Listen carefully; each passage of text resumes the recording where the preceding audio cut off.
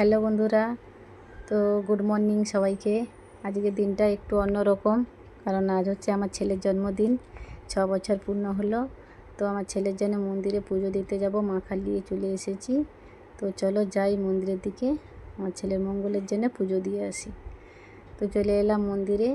তো দেখো তোমাদেরকে দেখাচ্ছি, এই যে আমাদের মায়ের মন্দির, পুজো করতে চলে এসেছে। আমার ছেলে এই যে বসে আছে। তো পুজোটা হয়ে যাক, হয়ে গেলে একদম পুজো নিয়ে বাড়ি ফিরব। তারপর বাড়িতে তো চলে এলাম। এই যে ছেলেকে একটু মালা ঘুমচি পরিয়ে দিচ্ছি, আর মঙ্গলের জন্য প্রদীপ জ্বালিয়েছি। এখানে ধাল দুলফো আতপ চাল নিয়ে দিচ্ছি, তারপরে একটু চন্দন পরিয়ে দিচ্ছি। আমি তো জানি না কেমনভাবে করে, তো আমি যেমনভাবে পারি তেমন আশীর্বাদ করলাম ছেলেকে।